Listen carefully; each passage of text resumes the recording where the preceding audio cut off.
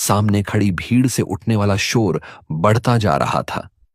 क्या उस भीड़ में कोई स्लीपर सेल छिपा है? क्या किसी के कपड़ों के नीचे सुसाइड वेस्ट है?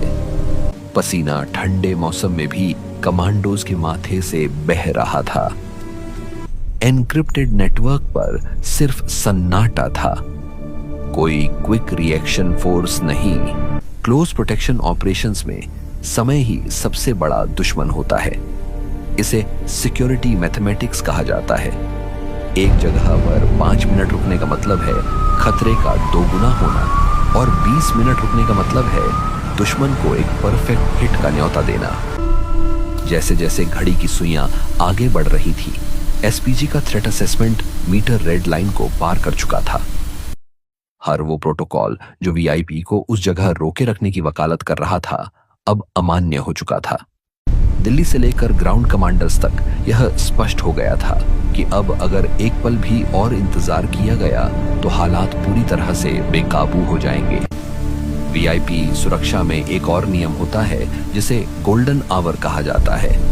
अगर कोई हमला होता है तो वीआईपी को कुछ मिनटों के भीतर एक लेवल 1 ट्रॉमा सेंटर तक पहुंचाना होता है। लेकिन इस सुनसान और धुंध से भरे फ्लाईओवर पर मेडिकल इवैक्यूएशन की कोई गुंजाइश नहीं थी। खराब मौसम के कारण एयर एम्बुलेंस उड़ान नहीं भर सकती थी और सड़क का रास्ता पूरी तरह से ब्लॉक था। एसपीजी के पैरामेडिक्स अपनी किट्स के साथ तैयार थे, लेकिन वो भी जानते थे कि अगर यहाँ गोलियां चलीं तो खून का एक एक कतरा समय के खिलाफ एक हारी हुई जंग लड़ेगा।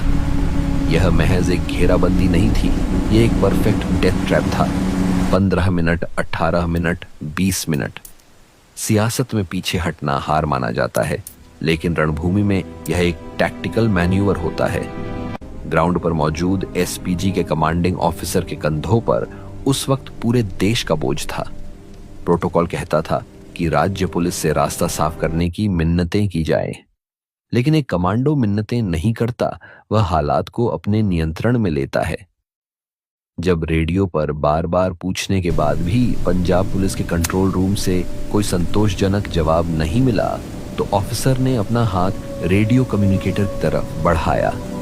यह एक ऐसा फैसला था जो शायद एक राजनीतिक भूचाल ला सकता था, लेकिन उस अफसर के लिए राजनीति से बड़ा उसका प्रिंसिपल था।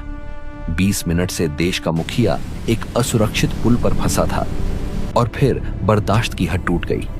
जब सामने से कोई रास्ता नहीं खुला तो एसपीजी ने वो फैसला लिया जो ऐसे हालात में आखिरी हथियार होता है, टैक्टिकल रिट्रीट। इंजनों ने दहाड़ मारी।